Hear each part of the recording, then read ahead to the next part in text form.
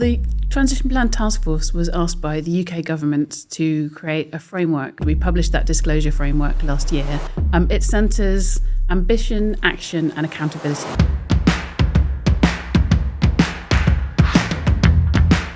Hello and welcome along to this Lloyds Bank Credible Transition Plans in Practice video series hosted in association with Edie. I'm your series host and Edie's publisher, Luke Nicholls. And in this series, we are going to be sitting down with industry leaders across business, academia, policy and investment to discuss the real-world implications and transformative power of credible transition plans.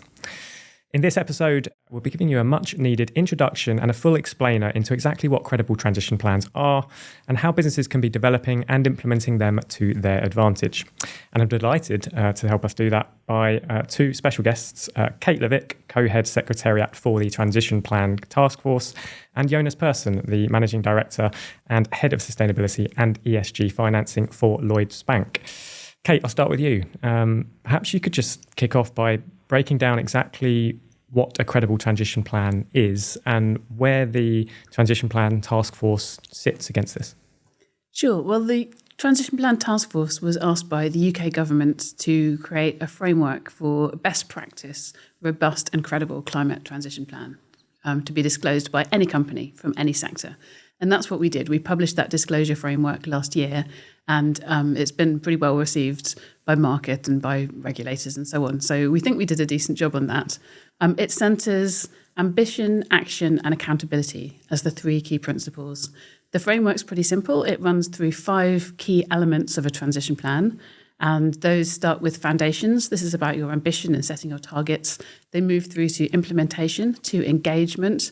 Engagement with stakeholders is extremely important to have a really robust and credible plan, and then moves through to specifically looking at the metrics and targets, and then at the governance that an organisation has around its plan. So I want to find out then, in terms of how mandatory or not a transition plan is for any organisation, where are the sort of lines drawn? At what point does this kind of document, if you like, become mandatory?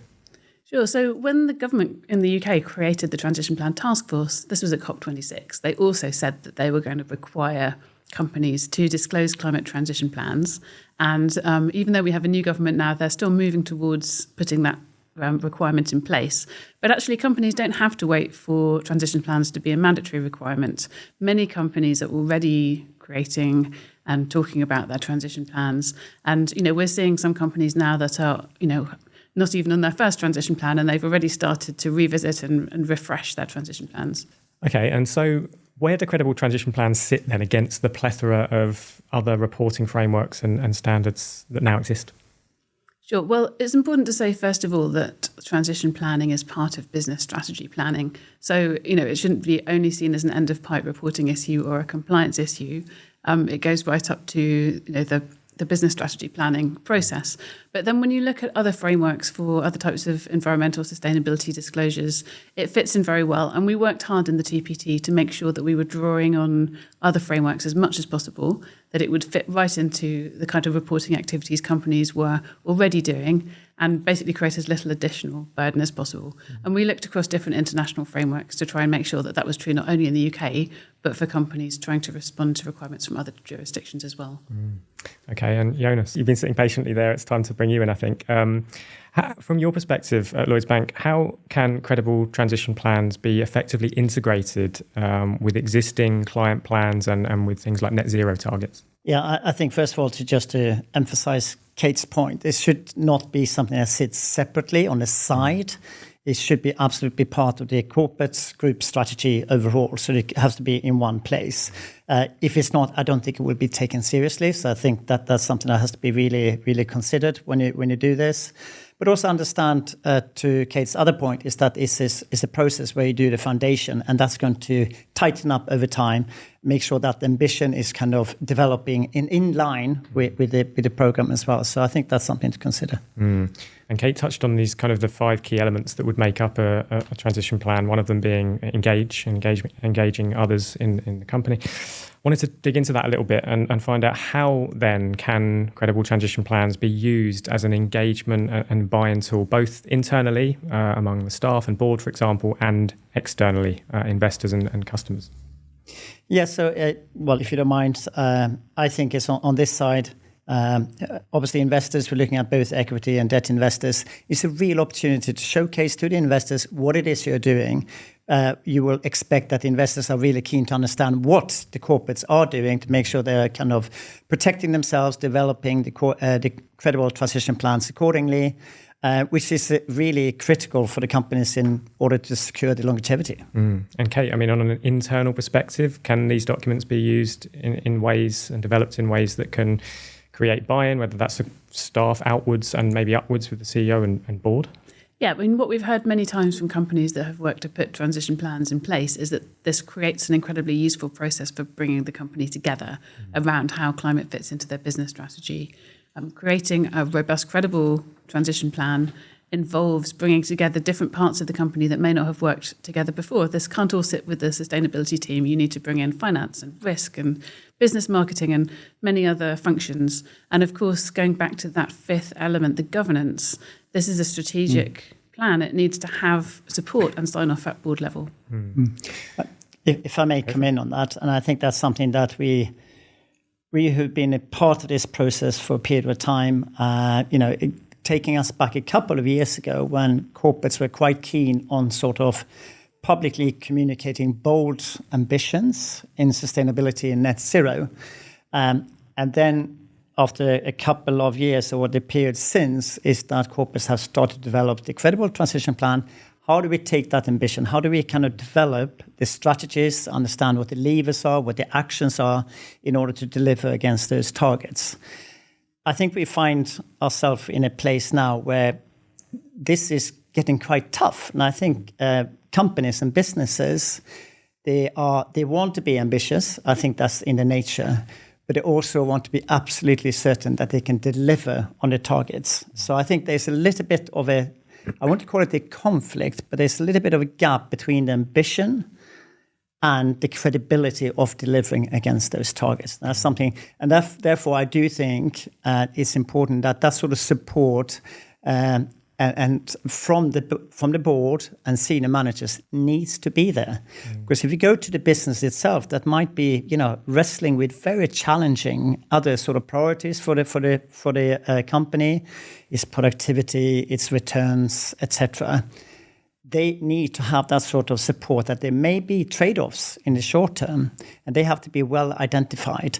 Otherwise, there's going to potentially be conflict within the institution. Yeah, I think we're going to get into that kind of ambition gap later on in this series. I'm excited to talk a little bit more about that. But a couple of areas I wanted to delve into now, if I may. One was around compliance.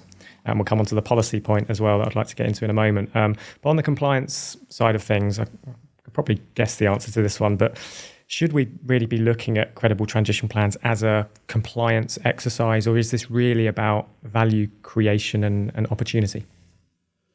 So this is about making your business fit for the future. And in that sense, it should absolutely be seen as an opportunity story. This is how the business will grow and thrive through the transition that the economy is going to have to make, and then be fit for that post-transition world.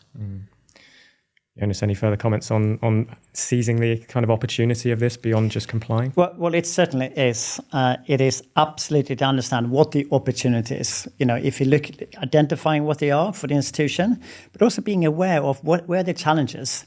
And it's not meant to be that each institution is going to solve all problems. But if we collectively manage to shine the light on those challenges that needs to have additional support, that's a good outcome, I think. I think so. And if I can just build on that a little bit, part of what we recommend in the TPT framework is that companies should be open and talk about their dependencies. That means what they need others to do in order for their transition plan to be possible. And that might involve customers or staff or other industry peers. It may also involve governments and policymakers and regulators. And they can actually take steps to ensure that some of those dependencies actually go the way they need them to go. So planning for transition as a part of it is actually planning how they'll do that engagement. Yeah, really good point. Right, policy. Now, I know we could spend probably an entire episode talking about the policy that sits behind this, but obviously in the context of the new government here in the UK, wanted to just get your views on the role of policymakers in ensuring that credible transition plans can actually lead to real change that we all want from businesses. Kate, I'll start with yourself. Sure. Well, I mean, when it comes to transition plans, people first think about whether there's a requirement to make a transition plan for a company, and we do expect that to be coming down the line soon. But actually, the key role of government is to set out what the overall transition looks like for the economy, set out those national signals. So we're coming into an important COP meeting next year, the International Climate Talks. And in 2025, countries have been asked to come from all over the world with enhanced nationally determined commitments, so making their own plans and targets more ambitious to make it more likely we'll meet those Paris goals.